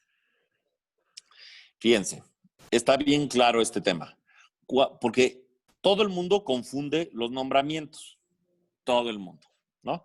Cuando hay un nombramiento definitivo, la gente le dice, no, Milik, es que ya me dieron mi base, ¿no? Ya me dieron mi base, Milik. Y lo que te dieron fue un nombramiento definitivo en una plaza de base. ¿Cuándo hay un nombramiento definitivo? Cuando tienes más de 6 meses en una plaza, ojo con esto, presupuestalmente prevista. Esa es la clave de esta cosa. Es decir, porque si no te pasa lo que habíamos señalado del artículo 69, fracción tercera. Puede estar en una plaza que no sea de estructura, como son estas de los contratos de prestación de servicios profesionales, por honorarios, y pues aunque estés 20 años, nunca vas a tener la base, porque no es una plaza de estructura, no es una plaza presupuestaria, pues está presupuestalmente prevista. Entonces, se da en una plaza, hagan de cuenta que siempre dice en una plaza presupuestalmente prevista, ¿no? Se da por tiempo indefinido en una plaza presupuestalmente prevista, respecto de la que no existe titular. ¿Cómo se lee esto en español? Tiene que ser una plaza presupuestalmente prevista, absolutamente vacante, que la desempeñe el trabajador o la ocupe el trabajador por más de 6 meses. ¿Cuándo es más de 6 meses? Pues son 6 meses y un día, cuando menos, ¿no? Sin nota desfavorable en el expediente. Así es como se dan los nombramientos definitivos. Otra vez, tiene que haber una plaza presupuestalmente prevista, absolutamente vacante, que la trabaje o la desempeñe el trabajador por más de 6 meses, es decir, cuando menos 6 meses y un día, y que no tengan nota desfavorable en el expediente. Estos son los requisitos que de veras se van a ver en un expediente para proceder, en su caso, a la basificación. Vamos a ver el siguiente tipo de nombramiento.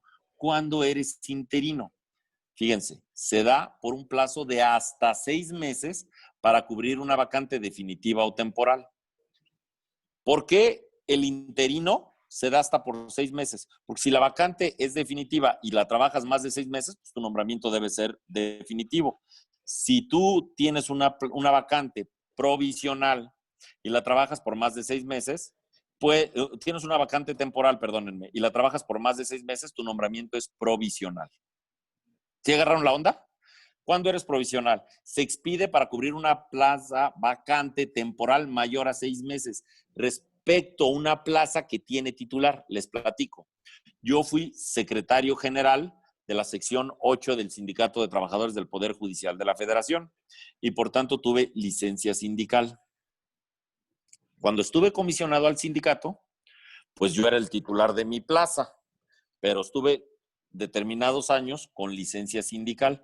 Otra persona tuvo un nombramiento primero interino y luego provisional en mi plaza, y cuando yo regresé de la comisión sindical, materialmente, ahí sí, materialmente lo desplacé. El titular de la plaza era yo. Por eso empecé que la plaza tiene que estar absolutamente vacante para que te puedan dar la definitividad. Yo estuve como 4 años, 3 años y cachito de licencia sindical, y aunque este cuate tenía 3 años ahí, pues nunca le iban a dar la base, el nombramiento definitivo, pues porque yo era el titular de la plaza. La plaza no estaba vacante. ¿Sale? Entonces, sí se entendió. Definitivo. Una plaza presupuestalmente prevista, absolutamente vacante, que la trabajes más de 6 meses, si nota desfavorable. Interino, se da para trabajar, para ocupar una plaza hasta por 6 meses. ¿Por qué? Pues si es una plaza, una vacante definitiva, pues el nombramiento tendrá que volverse definitivo. Si es una vacante temporal, el nombramiento tendrá que ser provisional. Por tiempo fijo, bueno, pues esa no tiene duda, ¿no? Pensemos que una madre trabajadora se va de licencia de maternidad y le da su nombramiento a una persona para que cubra esa plaza por 3 meses. Está clarísimo, ¿no? O por obra determinada, pues también está clarísimo, ¿no? Y fíjense, esta chulada del maíz prieto, fíjate, dice, trabajadores al servicio del Estado. Para determinar los derechos en virtud del nombramiento expedido, atendiendo a la temporalidad, debe considerarse la situación real y no a la denominación. Lo que tienes que ver es en qué situación real está el trabajador. Tú puedes decirle, oye, tienes un nombramiento provisional, pero advertimos que de las constancias reales que integran el expediente, advertimos que, oye, pues la plaza está absolutamente vacante, la ha tenido el Darico más de 6 meses, está presupuestalmente prevista, no tiene nota desfavorable en el expediente, hay que darle un nombramiento definitivo, digamos que procedería a la acción de basificación, ¿no? O también una de las cosas que se daba con mucha frecuencia, es que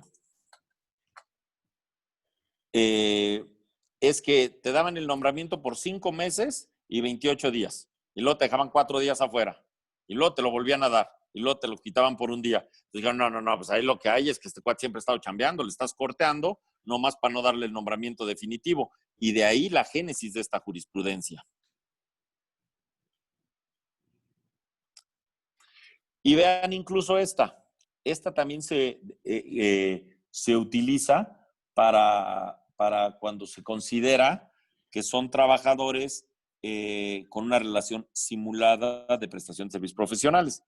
Dice, en tal virtud, para determinar cuáles son los derechos que asisten a un trabajador al servicio del Estado, tomando en cuenta el nombramiento conferido, debe considerarse la situación real en que se ubique respecto del periodo que haya permanecido en un puesto y la existencia o no del titular de la plaza en que se le haya nombrado, independientemente de la denominación o nombramiento respectivo, ya que al tenor de lo previsto en los citados preceptos legales, de ello dependerá que el patrón equiparado pueda removerlo libremente sin responsabilidad.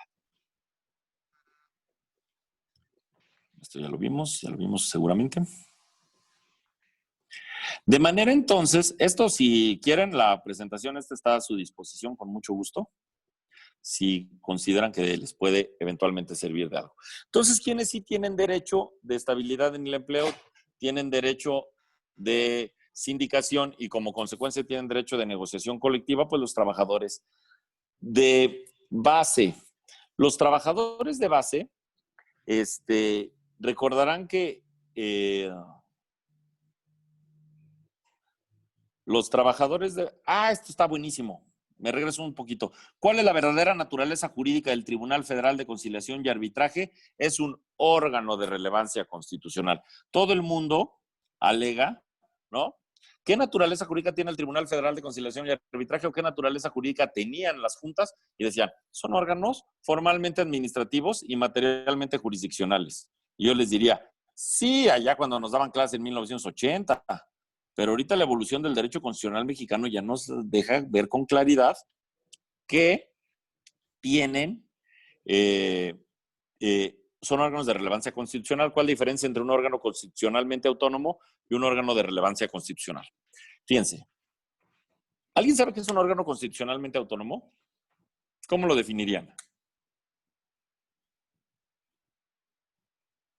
Podríamos definir lo que es el órgano que la Constitución le señala su autonomía. En el texto constitucional está explícitamente diciendo que es autónomo. Más o menos sí. A ver, por la evolución, así lo dijo la Corte, por la evolución en la distribución del poder público, se han creado órganos que derivan directamente de la Constitución. Su competencia básica está dada en el propio texto constitucional, lo que los hace insuprimibles para el legislador ordinario.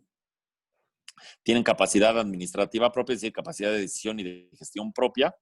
Y no, esta es la clave, no se encuentran adscritos a ninguno de los poderes básicos del Estado. Por ejemplo, el INAI está previsto en el artículo 6º constitucional, su competencia básica está dada en el propio artículo 6º constitucional, es decir, es el órgano garante que permite a los gobernados precisamente tener acceso al gobierno abierto, atendiendo al principio de máxima publicidad. Ahí está su competencia básica.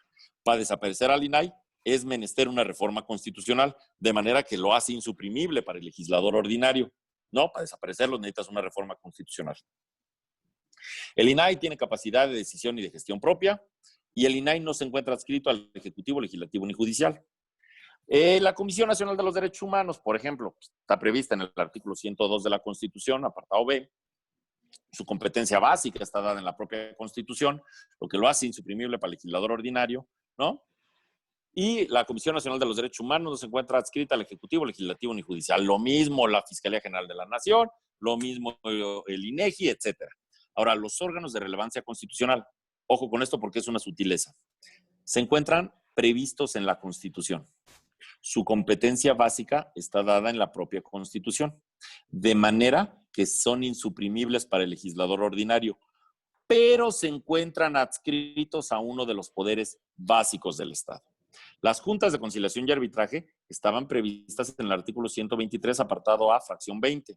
Su competencia básica ahí estaba dada, resolvía conflictos obrero-patronales, lo que lo hacía insuprimible para el legislador ordinario. Para desaparecer las juntas era menester, como sucedió, una reforma constitucional, pero se encontraban adscritas a uno de los poderes básicos del Estado, en este caso al Ejecutivo. Lo mismo sucede con el Tribunal Federal de Conciliación y Arbitraje.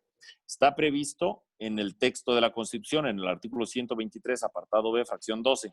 Su competencia básica está dada en el propio texto constitucional, lo que lo hace insuprimible para el legislador ordinario. Si quieres desaparecer al Tribunal Federal de Conciliación y Arbitraje, pues tienes que modificar la Constitución y se encuentra adscrito a uno de los poderes básicos del Estado, en este caso al Ejecutivo. Bien, decíamos entonces que los trabajadores de base sí tienen derecho de estabilidad en el empleo. Como tienen derecho de estabilidad en el empleo, tienen derecho de sindicación y por tanto de negociación colectiva. Déjenme buscar aquí una laminita que les quiero enseñar. Ah, qué mala onda, que ya no voy a alcanzar a ver todo lo procesal. Aquí estamos. Fíjense que en la redacción original de la ley burocrática, recordarán ustedes que la ley burocrática es de 1960. ¿En qué México nos encontrábamos en 1960? Pues en un México gobernado por un solo partido, donde todos, el presidente de la República, todos los diputados, todos los senadores, todos los gobernadores, toditos eran del mismo color. De manera que funcionaba en una lógica de disciplina y control. Esa es la puritita verdad. Si ustedes ven la lógica con la que estaba diseñada la ley burocrática, pues era una lógica de control. ¿Qué te decía? Mira, tú trabajador, nomás puedes organizarte en un sindicato. En cada dependencia solo habrá un sindicato. Están prohibidos los actos de reelección en los sindicatos. Los sindicatos solo se pueden adherir a la FETSE. Ah, pues es una lógica de control, ¿no? No te me vayas a salir de aquí, tú no te... Mira, fíjate, tú, trabajador, nomás puedes estar en este sindicato. Ya que estás dentro del sindicato, no puedes dejar de pertenecer a él, salvo que te expulsen. Y los sindicatos solo podían estar en una central. Ah, pues es una lógica de control. Nadie dice, no, tú líder sindical no te me pongas necio, porque tú no te puedes reelegir, entonces más te vale que no te pelees conmigo, ¿no? Tú trabajador, más te vale que no te pelees con el sindicato. Y ustedes sindicatos nomás se pueden organizar en esta central. Ah, pues es una lógica de control. La Corte, al analizar todos los artículos que establecían la sindicación única o monolítica, los declaró inconstitucionales. Y recordaron ustedes que a propósito de la reforma legal a la ley burocrática publicada el 1 de mayo del año 2019, pues aquellas disposiciones que ya habían sido declaradas inconstitucionales por jurisprudencia de la Corte, digamos, pues se actualizaron, ¿no? ¿Qué decía? Fíjate, acuérdense que había una sindicación única o monolítica. Con esa lógica estaba construido. Desde luego se declararon inconstitucionales. Fíjense nada más qué decía. Decía, para que se constituya un sindicato, ese era el texto anterior declarado inconstitucional, ¿no? Se requiere que lo formen 20 trabajadores o más y que no exista dentro de la dependencia otra agrupación sindical, sindicación única. ¿Qué dice ahora? Que se constituya un sindicato, se requiere que lo formen por lo menos 20 trabajadores. Sí. ¿Qué se establecía antes? En cada dependencia solo habrá un sindicato. En caso de que concurran varios grupos de trabajadores que pretendan ese derecho, el Tribunal Federal de Conciliación y Arbitraje otorgará el reconocimiento al mayoritario. En el texto actual está derogado. Vean cómo había una lógica de sindicación única. Esta era una pura lógica de control, esa es la puritita verdad. Y con esta era la jurisprudencia genérica que las había declarado inconstitucionales. Jurisprudencia del Pleno de la Corte, 43/99. Sindicación única. Las leyes o estatutos que la prevean violan la libertad sindical consagrada por el artículo 123, apartado B, fracción 10ª constitucional.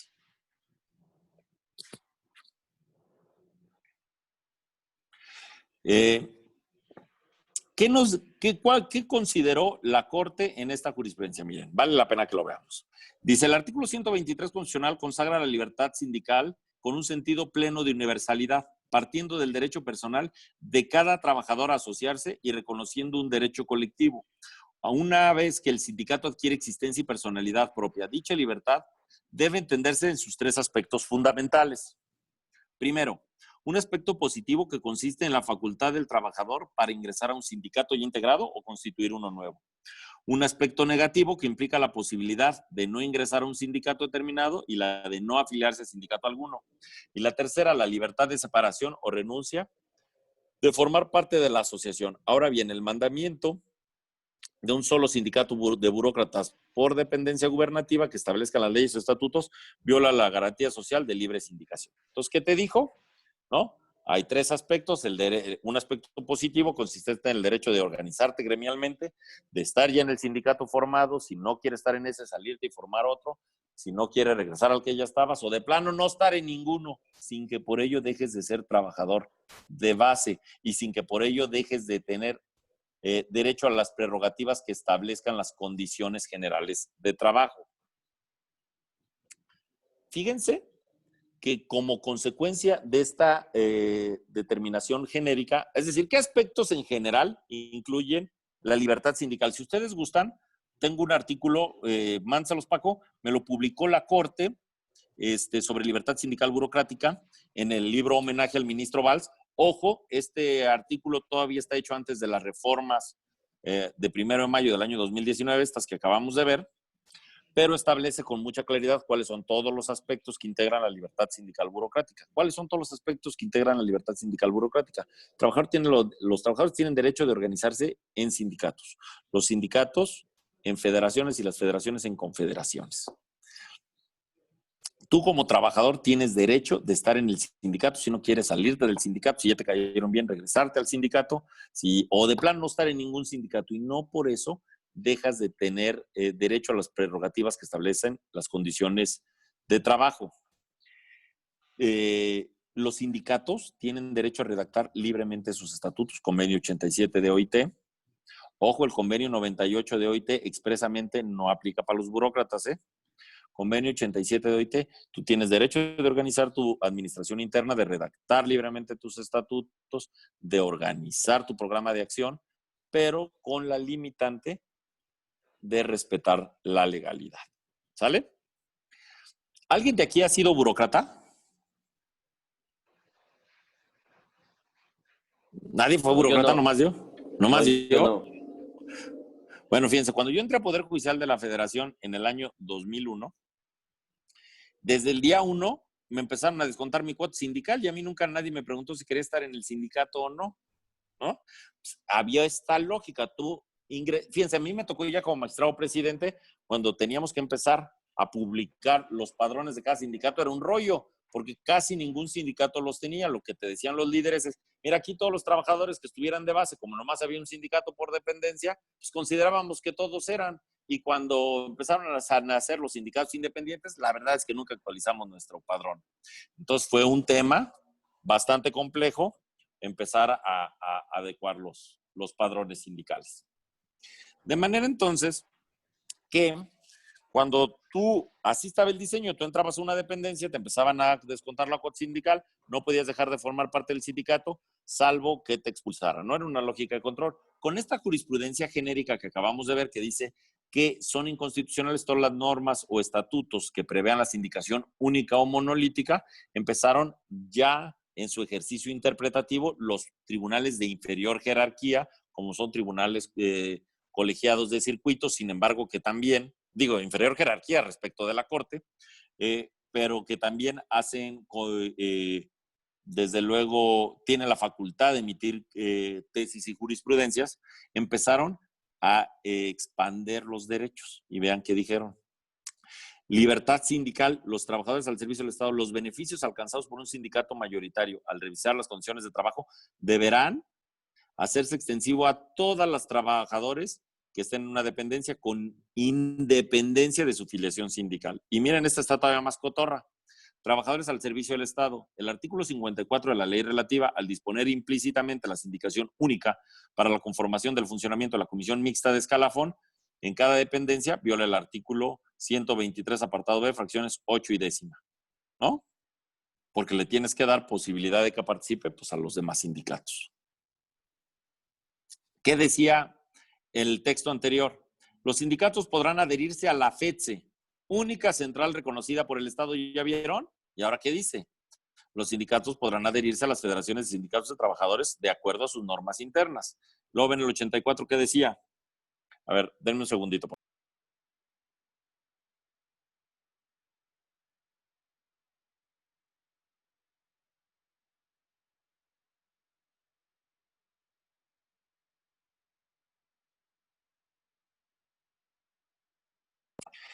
Vean qué decía antes. La Federación de Sindicatos de Trabajadores al Servicio del Estado se regirá por estatutos y en lo conducente por esta ley. Las federaciones de sindicatos, dice ahora la ley, se regirán por sus estatutos y en lo conducente por las disposiciones relativas a los sindicatos que señala esta ley. Y esta era la jurisprudencia. Esta es una tesis aislada que declaró inconstitucionales estos artículos. Libertad sindical. Los artículos 78 y 84 de la Ley Federal de los Trabajadores al Servicio del Estado contravienen ese principio contenido en el artículo 123, apartado B, fracción décima de la Constitución, ¿no? Y retoma estos derechos que les había platicado, el derecho de asociarse, el derecho de formar federaciones y el de federaciones de reformar confederaciones. Este estuvo muy cotorro, me tocó a mí como magistrado presidente. Recordarán que a inicio del sexenio del presidente Peña se reformó, como prácticamente en todos los sexenios, la Ley Orgánica de la Administración Pública Federal, pues para adecuar el funcionamiento del Estado a la manera que quiere gobernar el presidente, de manera que funciones de una secretaría pasaron a otra. Y al pasar funciones de una secretaría a otra, pues tiene que transitar el personal, el recurso humano, el recurso material y el recurso financiero con el que se desempeñaba esa labor, de la dependencia que lo tenía a la dependencia que lo tendrá. ¿Sale? El caso estuvo en que al pasar funciones de una secretaría a la otra, un líder sindical se quiso poner bien vivo, ¿no? Y quiso modificar su radio de acción. Y dijo, no, pues yo voy aquí a agremiar a trabajadores de estas dos secretarías, ¿no? el asunto llegó conmigo y le negué la toma de nota. Le dije, no, eso no lo permite porque la tipología de sindicato por dependencia está prevista en el artículo 67 y ese no ha sido declarado inconstitucional, y yo sostengo que no es inconstitucional porque lo que está prohibido es que exista solo un sindicato por dependencia, no que la tipología de sindicato por dependencia esté prohibida. ¿Por qué? Porque fíjate nada más, que es lo que yo sostuve y me lo confirmó la Corte, que si tú pretendes agremiar a trabajadores, pensemos, por ponerse un ejemplo así facilito, al servicio de la justicia. Entonces, ¿qué? Vas a aglutinar a trabajadores del Tribunal Agrario, del Poder Judicial de la Federación, del Tribunal de la Ciudad de México, de la entonces Procuraduría General de la República, de la entonces Procuraduría del DF, de las juntas de conciliación y arbitraje locales y federales. Ah, pues entonces lo que estás haciendo es una federación, no un sindicato, ¿no? Este asunto se fue a la Corte y la Corte no lo confirmó. Dijeron, hay tres aspectos fundamentales en la libertad sindical, los que ya vimos, ¿no? Previstos en el artículo 123, apartado B, fracción décima del convenio 87 de OIT. Tiene el alcance de prohibir que exista un sindicato por dependencia, pero la tipología de sindicato por dependencia es una tipología que organiza el funcionamiento sindical y es correcto.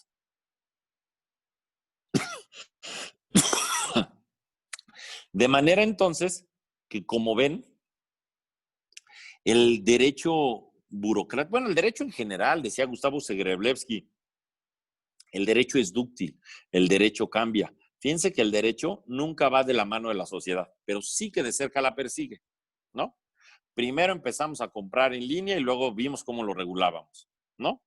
Si hubiéramos nosotros hablado de libertad sindical burocrática, pensemos, hace 30 años me hubieran sacado del salón y me hubieran dicho, profesor, eso no se puede, ¿no? Hoy está perfectamente posible. Por ejemplo, el caso de SCT, hasta donde yo me fui, tenía como 7 sindicatos.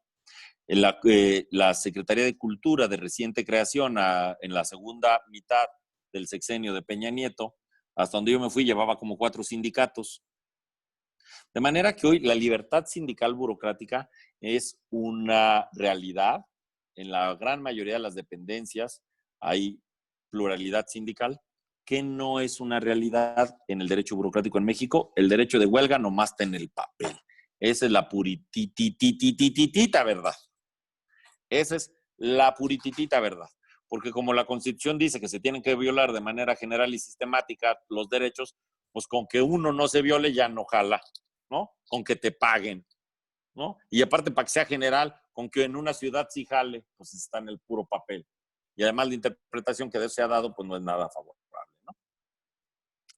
De manera entonces que, como ustedes ven, en su ejercicio interpretativo, Poder Judicial de la Federación ya señala aquí de manera categórica lo que les comentaba hace unos minutos, ¿no? Que los trabajadores de confianza tienen vedado su derecho de sindicación. De manera entonces que, como ven, pues el derecho es muy dinámico, el derecho es dúctil, el derecho cambia, muta con mucha frecuencia.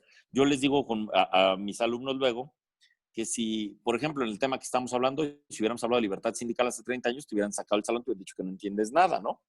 Si hace 40 años te hubieras dicho, no, es que hay que formar otra central aparte de la FEDSE, bueno, hubiera sido un pecado mayúsculo, ¿no? Y hoy ahí está la FEDESP, ¿no? Y hoy en casi todos los sindicatos, ahí están sindicatos independientes, es decir, ya existe un derecho de libertad sindical. Si hace 50 años hubieras hablado en clase de derecho familiar del matrimonio de personas, pensemos, del mismo sexo, te sacan del salón y puede que hasta te corran de la casa, ¿no? Hoy hay jurisprudencia genérica que establece claramente que aquellos códigos civiles que no permitan el matrimonio entre personas del mismo sexo, pues es inconstitucional. Si hace 40 años hubiéramos hablado, por ejemplo, de sociedades mercantiles unipersonales, te sacan de la clase de derecho mercantil, de derecho de sociedades mercantiles, porque te hubieran dicho se requiere cuando menos 2 o más, ¿no? Y hoy ya están las SAS, la sociedad por acciones simplificada, que es unipersonal. Si hubiéramos hablado hace 20 años de tribunales electrónicos, bueno, te hubieran dicho qué barbaridad es eso. Hoy es la realidad del día a día.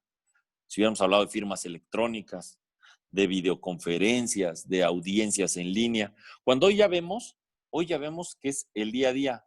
Mira, Haru, por favor, ponte, voy a dejar de compartir, comparte, por favor, la publicidad que encontré de la Feria de Cuestiones Tecnológicas en Las Vegas, por favor. Fíjense cómo el derecho va de cerca a la sociedad.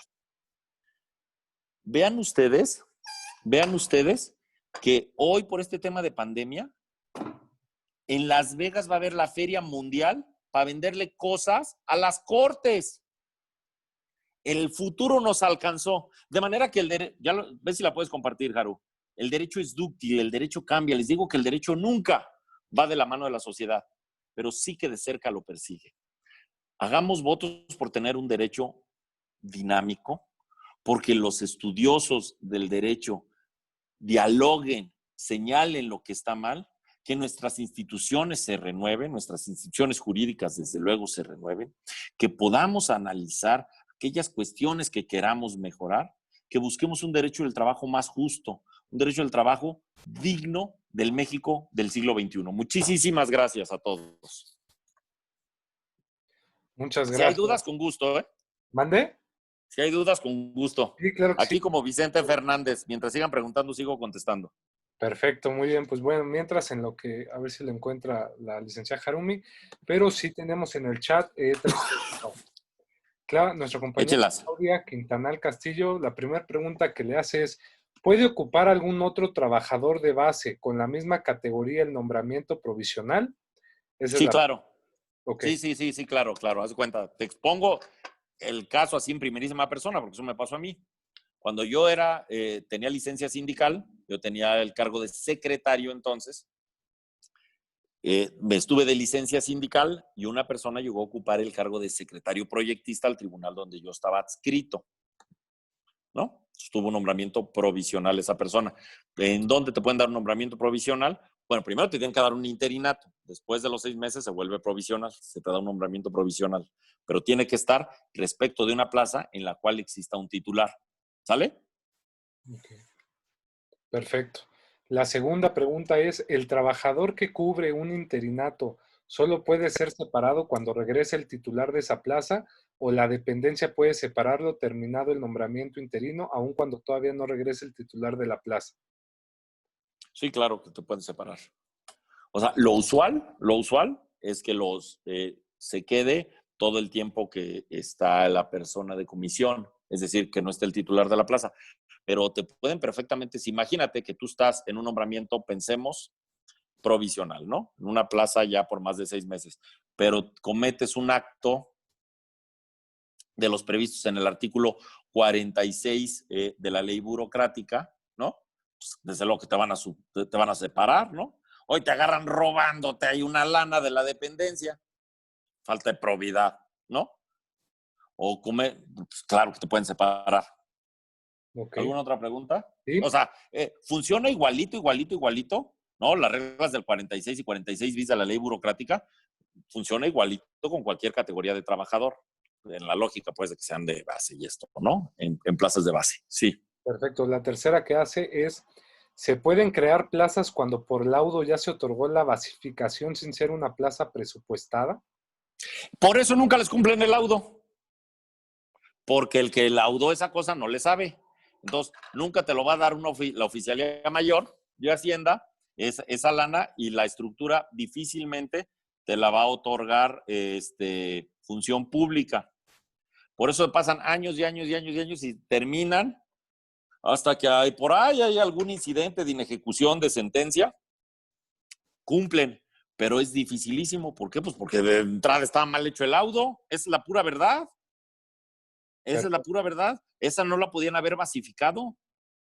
No, si no era una plaza presupuestal, esa es la clave de esto. No se debió haber podido. Lo que debieron, si no era una plaza presupuestal, como debieron de haber laudado, es que era una relación de trabajo, pero que se debería considerar un nombramiento por tiempo determinado, por el tiempo que amparara el contrato de prestación específico.